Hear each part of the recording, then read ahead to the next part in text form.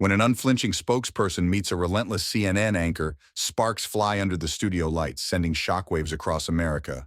The overhead lights in CNN's main studio seemed brighter than usual as the countdown began. Technicians paced around with last-minute adjustments while producers whispered urgent cues into hidden earpieces. Karoline sat on one side of the sleek glass table, posture perfect, lips pressed into a faint smile. She wore a deep red blazer that caught the camera's eye every time it panned over, which was precisely her intent. Across from her, Kate Baldwin shuffled her notes, exhaling slowly to steady any flutter of nerves. Even for someone accustomed to challenging interviews, this confrontation carried extra tension. In the control room, the director observed multiple screens showing live feeds of the packed audience, whose eyes were glued to this impending showdown. At the stroke of 8, the theme music boomed, and CNN went live before millions of viewers. Kate turned to the camera with a practiced pivot, her tone controlled but sharp. "Good evening. This is CNN's special segment on immigration, disaster relief, and the controversies defining the 2024 election. Tonight, we welcome Karoline Leavitt, spokesperson for Donald Trump's campaign. Karoline, thank you for being here." Karoline offered a poised nod. "Pleased to join you, Kate. I'm ready to discuss the facts." Kate's neutral smile flickered. "Let's dive in. In recent weeks, you've criticized the Biden administration for reallocating disaster relief funds to border control efforts, yet the Trump team did something similar. How do you square that apparent contradiction?" Instantly, Karoline recognized the trap. She leaned in, arms lightly folded, her voice steady. "Kate, the distinction is glaring. President Trump faced a crisis inherited from previous weak immigration policies, so he used every tool he could. Biden dismantled successful initiatives, then tried patchwork solutions when things got out of hand. There's no comparison." A hum rippled through the audience. Kate gave an almost imperceptible nod, signaling she was unafraid to press harder. "But on paper, both administrations used disaster relief.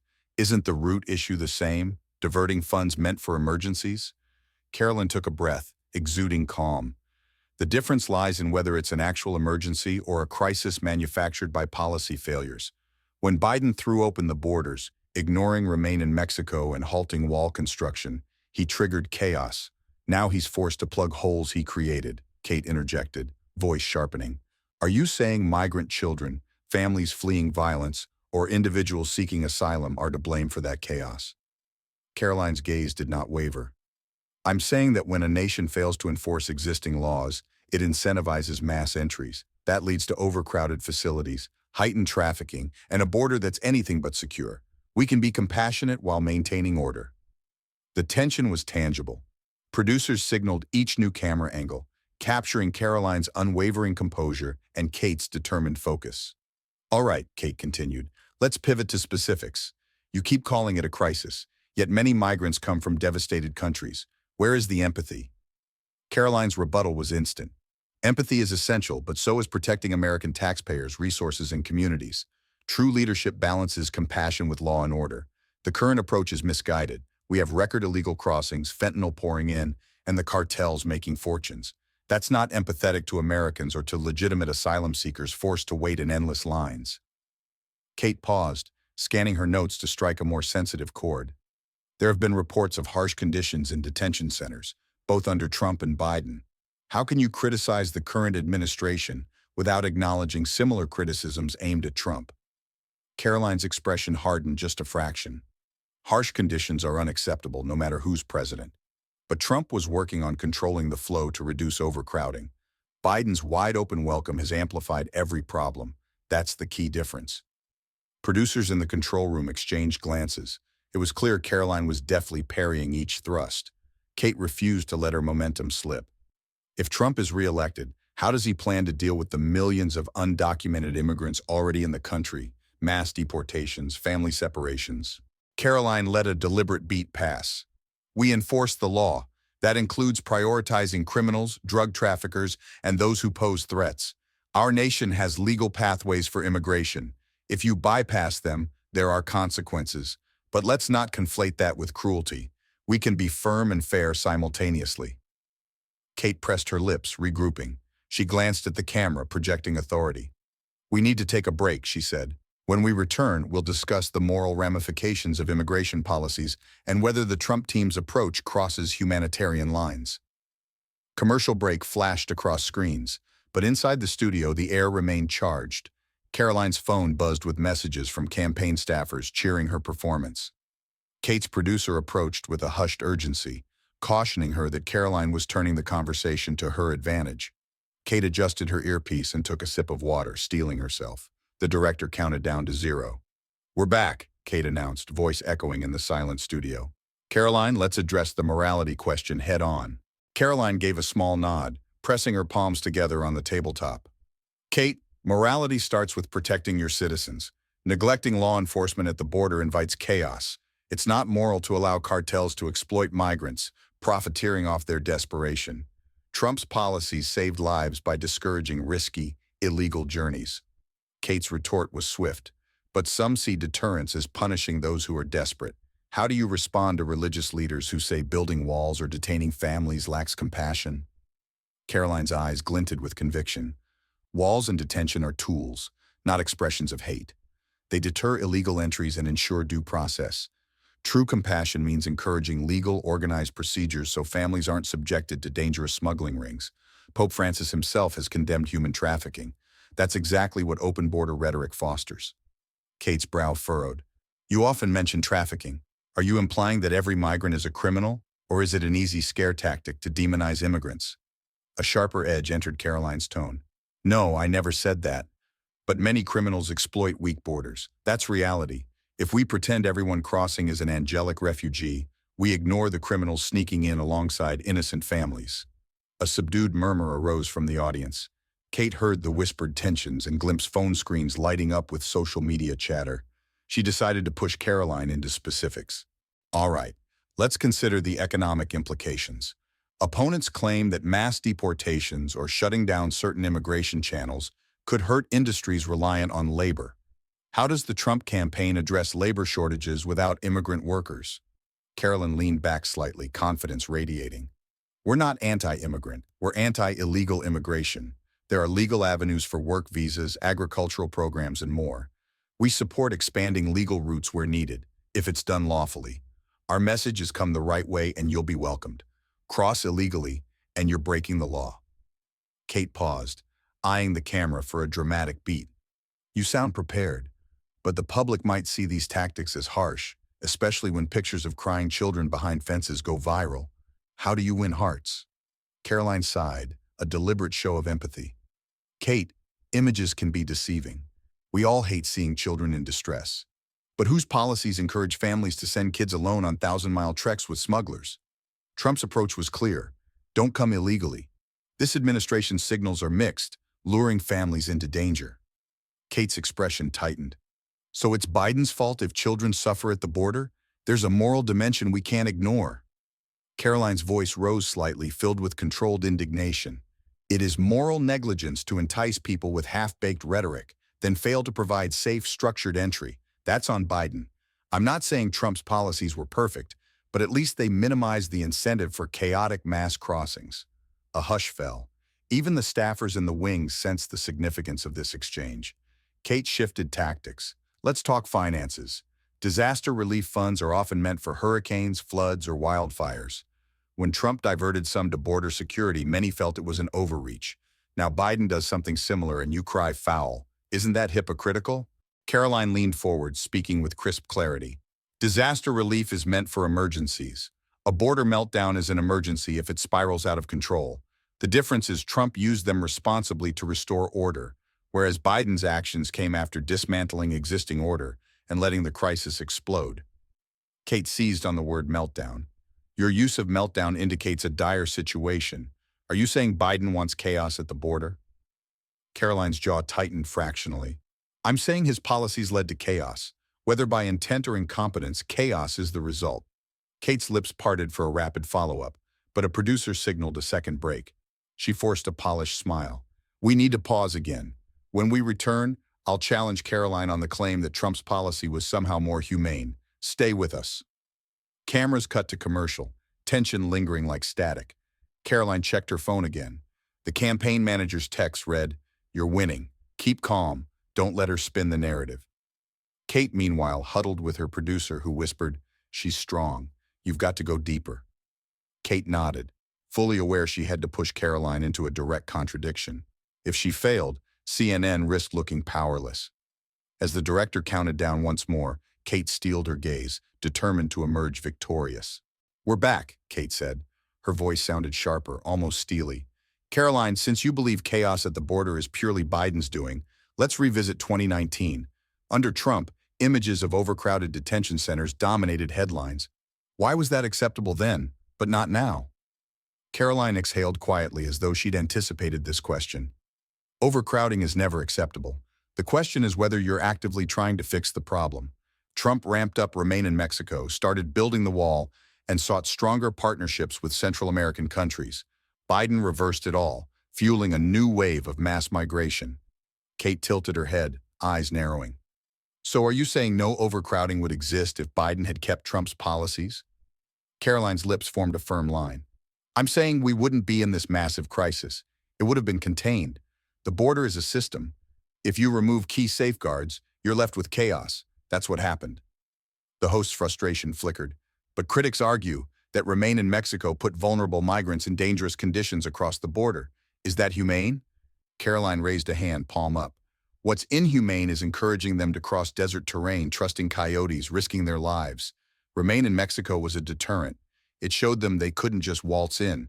Meanwhile, consular processes still existed. People had options to apply legally. That's more humane than letting cartels dictate the journey." Kate's jaw set. "You're painting a rosy picture of a process that many humanitarian groups said was riddled with flaws. But let's shift gears. Let's talk about the 2024 race and your role. Some say you're using sensational claims to rally Trump's base. Are you just exploiting border issues for political gain?" Karoline's eyes flashed. "I'm bringing attention to a genuine crisis. If that rallies people, it's because they see the same facts I do. Is CNN so used to ignoring the border that when somebody highlights it, you call it exploitation?" A ripple of tension rolled through the audience. Kate pressed her advantage. "We're not ignoring it. We're covering it. Let's address your stance on deportations again. Some watchers feel you haven't answered clearly. If Trump wins, does he intend to remove millions of undocumented immigrants who have lived here for years, including those brought as children?" Karoline carefully modulated her tone. "We believe in the rule of law.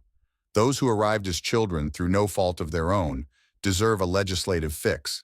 That's why Trump reached out to Congress. Democrats wouldn't come to the table unless he agreed to everything else on their wish list. So blame partisanship, not principle." Kate seized on that. "But the Trump White House ended DACA at one point, which protected dreamers. Is that not contradictory?" Karoline's calm didn't falter. "He ended an unconstitutional executive order and demanded Congress do its job. We wanted a permanent solution, not a Band-Aid. That's not contradictory. It's forcing the legislative branch to act."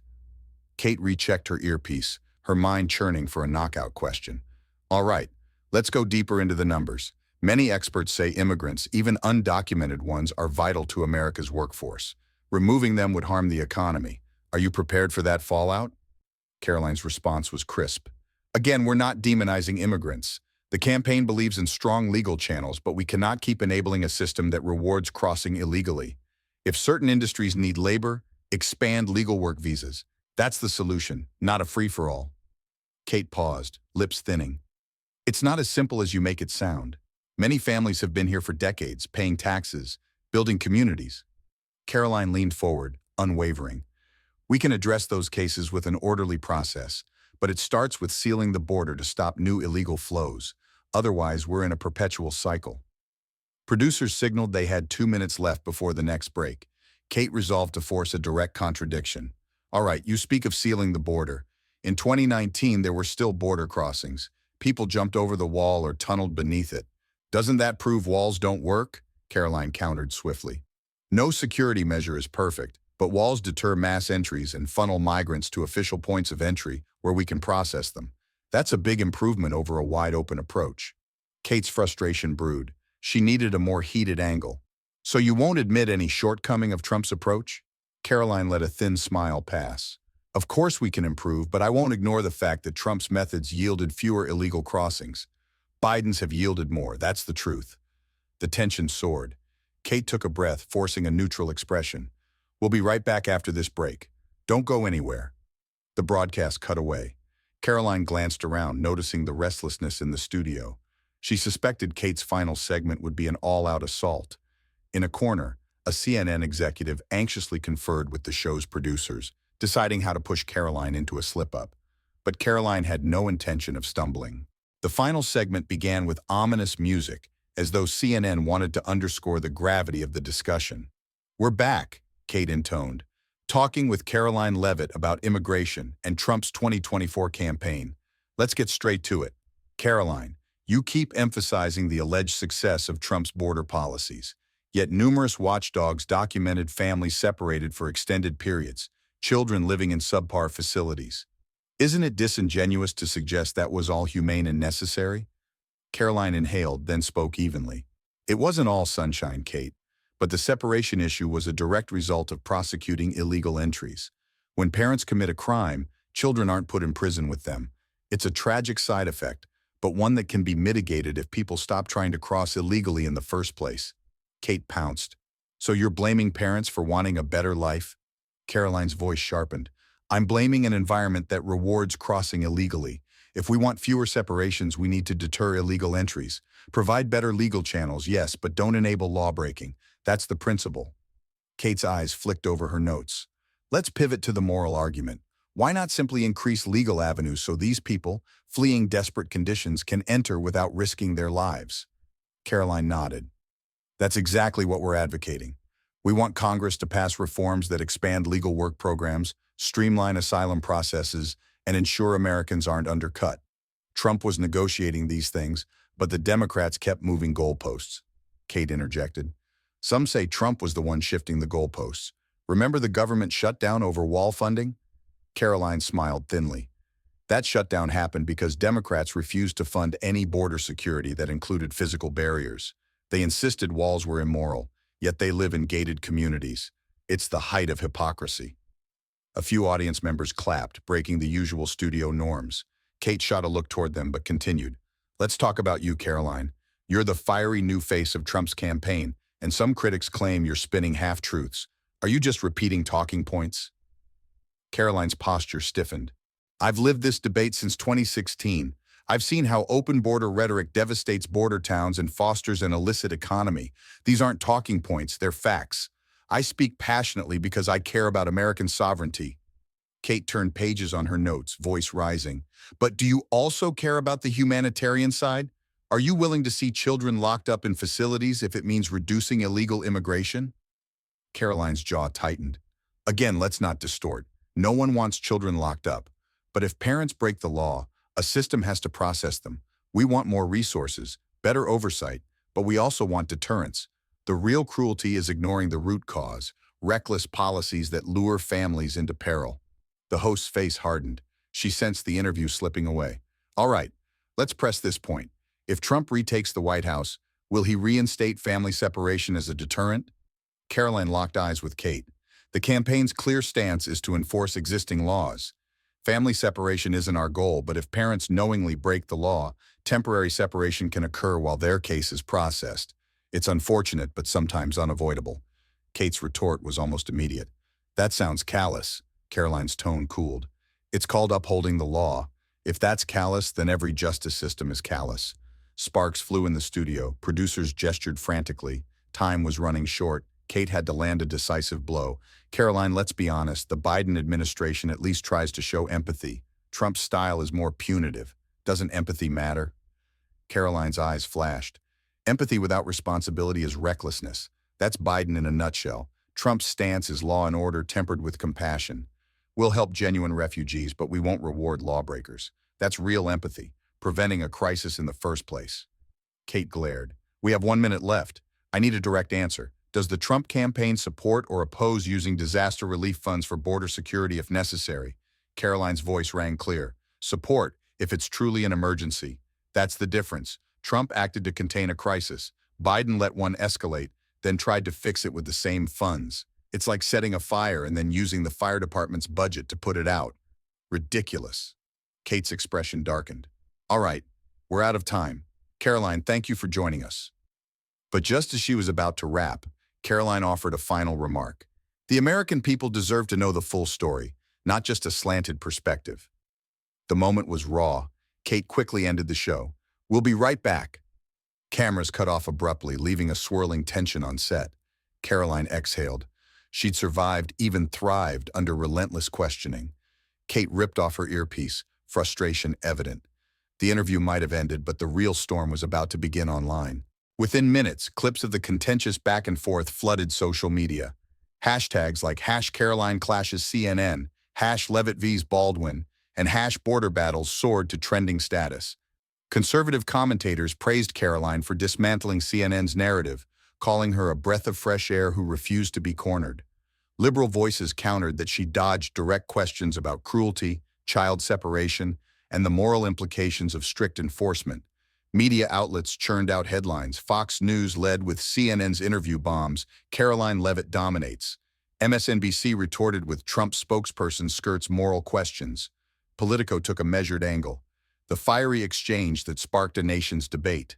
Karoline's phone glowed all evening as campaign staffers congratulated her. One text from a high-level strategist read, "You won tonight. The left is in damage control." She responded with a simple thumbs-up emoji and returned to scanning Twitter for reaction.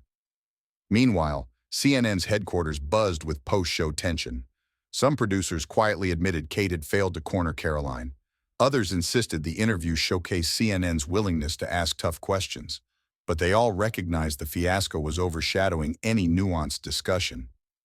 As the dust began to settle on social media, Fox News invited Karoline for a next-day appearance. Hannity teased a segment titled, "Karoline Leavitt, the new face of the movement." Karoline accepted without hesitation, ready to seize momentum. But behind the scenes, she knew the next steps would require a careful dance. Trump's base loved her fire, yet more moderate voters might be wary of her seemingly uncompromising stance on immigration. Still, her star was rising. Kate Baldwin, on the other hand, faced internal scrutiny. Network insiders whispered that executives weren't pleased with how she let Karoline dictate the terms of the debate. One senior producer complained, "We needed a knockout, and we got a split decision at best." But Kate was no rookie. She quickly pivoted to plan damage control, pen an op-ed, appear on a friendly show to reframe the conversation, and vow not to let a guest slip away so easily next time. Despite the tension, there was a consensus among the CNN staff. Karoline Leavitt was a formidable opponent. The battle lines were drawn more starkly than ever. Immigration soared back to the forefront of the news cycle.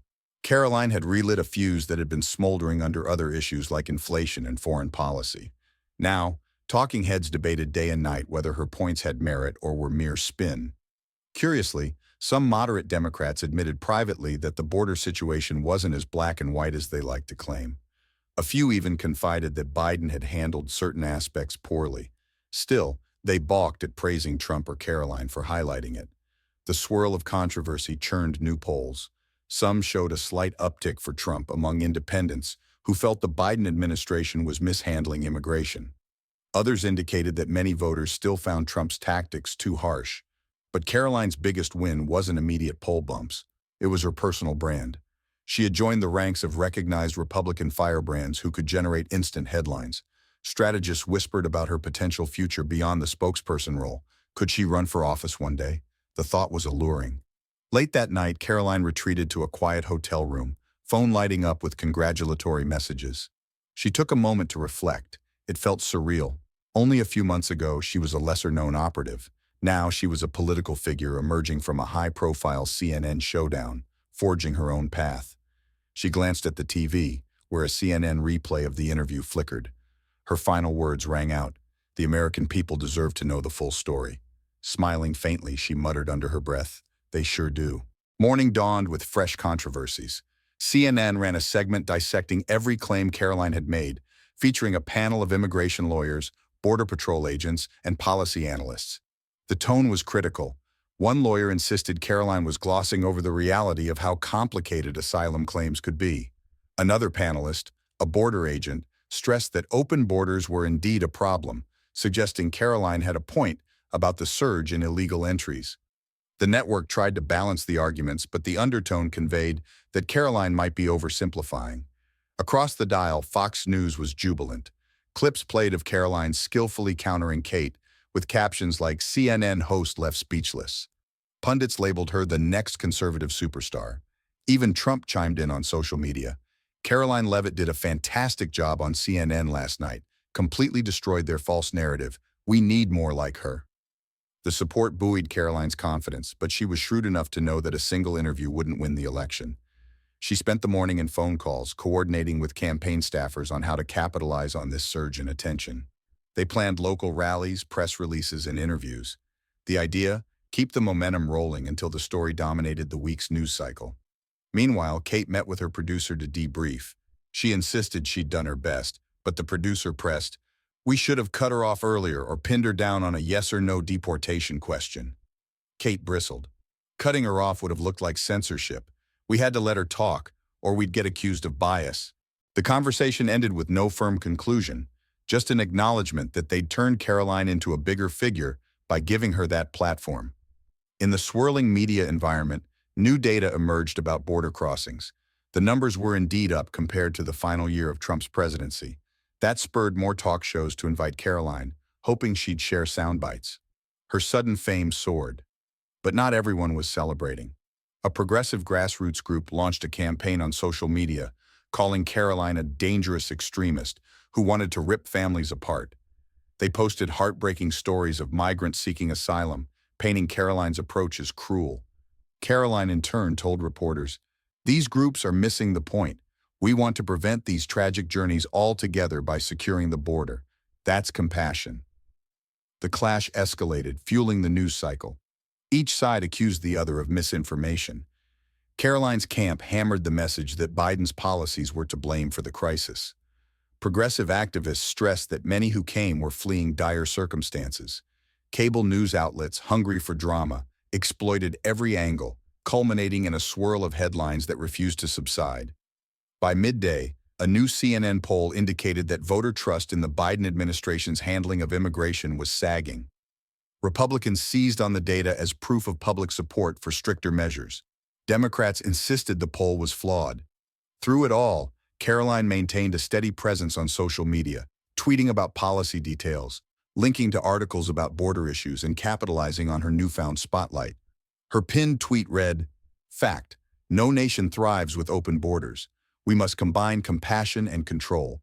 Last night was just the beginning." The retweets soared, boosting her profile. Meanwhile, inside the White House, aides tried to downplay the significance of Karoline's stardom. A spokesperson for Biden told reporters, "This is just a blip. The president is focused on real solutions, not cable news theatrics." But privately, some Democrats worried that CNN had inadvertently handed Karoline a major win. The swirl of coverage underscored a deeper truth. The nation was more divided than ever on immigration, with little room for nuanced dialogue. Pundits speculated that this moment could further polarize moderate voters, forcing them to pick a side in an increasingly black-and-white debate. One particularly fiery editorial concluded, "Karoline Leavitt's CNN performance might be the spark that reignites the entire 2024 race." The political world braced for what came next. That night, Karoline appeared on Fox News in a heavily promoted interview. The intro graphic flashed, Karoline Leavitt, the rising conservative star. Hannity, perched behind his desk, welcomed her with enthusiasm. "Karoline, the internet is buzzing. People say you destroyed CNN's narrative. How do you feel about that?" She answered with a measured smile. "Well, Sean, I went on CNN to discuss a serious topic. The fact so many found it refreshing is a testament to how rarely mainstream media allows a real conversation about border security." Hannity nodded. "What's next for you in the campaign?" Karoline's confidence glowed. "We're taking this message to every corner of America. Border security isn't a fringe issue. It's a matter of national sovereignty and compassion for legal immigrants." After the segment, #Karoline on Hannity trended. Overnight, her face appeared on conservative websites, with a swirl of speculation about her future. Some even suggested she might become a bigger force than expected, overshadowing other members of Trump's inner circle. The next morning, a group of Democratic lawmakers held a press conference. They slammed Karoline's rhetoric as fear-mongering. One congresswoman declared, "Karoline Leavitt is stoking xenophobia, pushing policies that harm families and fueling divisions." Karoline responded swiftly in a tweet, "Enforcing immigration law isn't xenophobia. Democrats love labeling everything as hateful to deflect from their own failures." Media coverage of the spat grew, adding more fuel to the fire. Meanwhile, CNN attempted to pivot away from the interview fiasco, focusing on other headlines like economic policy and foreign relations. But the public's appetite for the border debate was insatiable. Ratings soared whenever a network covered Karoline's or Trump's statements, prompting them to keep it in heavy rotation. Quietly, some at CNN questioned if they'd erred by not cutting the interview short when it became clear Karoline was taking control. Others argued that ending it abruptly would have created a bigger fiasco. One executive summed it up: "We were damned either way." As the dust settled, each side claimed moral victory. Conservatives believed they'd exposed CNN's inability to handle tough rebuttals. Liberals insisted Karoline's answers were half-truths that lacked substance. Yet one fact was undeniable: Karoline was now a political force. Her interview would be studied by future campaigns as a moment where a spokesperson seized the spotlight from a major network host. In the span of 48 hours, Karoline had become a household name, particularly among those who followed politics closely. She was invited to closed-door gatherings with influential donors, drew crowds at local events, and further solidified her position within Trump's inner circle. Even some mainstream Republicans wary of Trump's brand started warming up to Karoline's polished style. For Kate Baldwin and CNN, the aftermath was more complicated. They held editorial meetings to dissect every moment of the interview, wondering how to prevent similar scenarios. Some producers suggested new guidelines for handling guests. Others maintained that open debate was the essence of journalism, even if a guest scored points. Publicly, CNN stayed stoic, issuing statements about their commitment to tough questions. But privately, they knew Karoline had spun the entire segment into an on-air audition for political stardom, and she'd passed with flying colors. Meanwhile, overshadowed by the media frenzy, was the real situation at the southern border, where migrants continued to arrive, policy changes remained in flux, and humanitarian groups struggled to cope. Yet the cameras largely stayed focused on the drama, fueling the notion that the spectacle was more compelling than the substance. Behind the scenes, White House officials prepared statements, aware they'd have to tackle Karoline's claims directly. The administration announced it would hold a briefing on its immigration strategy in a bid to reclaim the narrative. Some expected them to highlight improved facilities for families or new collaborations with Central American governments. The question was, would it be enough to outshine Karoline's resounding presence? Time would tell. A late afternoon sun glowed through tall windows at Trump's campaign headquarters as Karoline wrapped up a conference call. She set her phone aside, a slight tremor of excitement in her hand.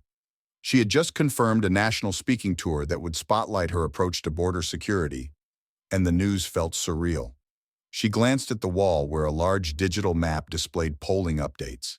Tiny dots of red flickered where the campaign saw an uptick in support following her CNN appearance. It wasn't a landslide, but it was movement, enough to matter. She inhaled, remembering how everything began with that single invitation from CNN.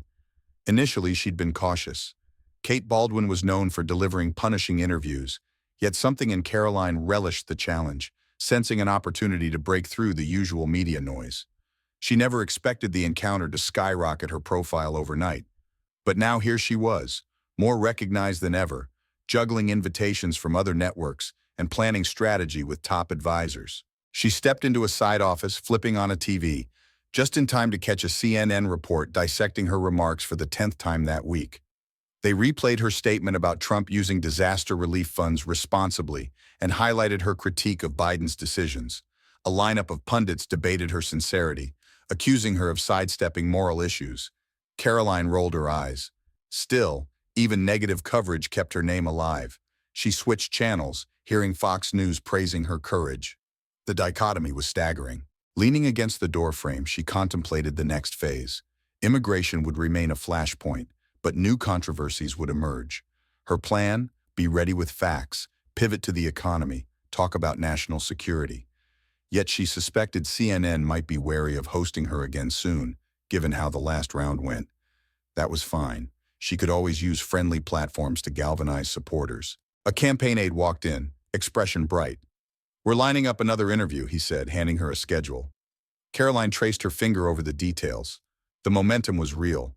She thought back to Kate's final glare, that fleeting moment of friction when the cameras cut off. In the end, CNN had inadvertently boosted her entire political trajectory. They hoped to corner her, but they'd given her a podium. Now the stage belonged to Karoline Leavitt, She intended to use it fully, shaping a narrative that combined border control with promises of compassion and national security. Whether critics labeled her a firebrand or a demagogue, she no longer cared. Her voice was out there, echoing from every channel, unstoppable. She exhaled slowly, stepping away from the TV. The lights in the office glinted off her red blazer, reminding her of that night under CNN's bright glare. In a way, everything had changed. She was no longer just the campaign's spokesperson. She was someone people recognized, someone whose words lit up social media.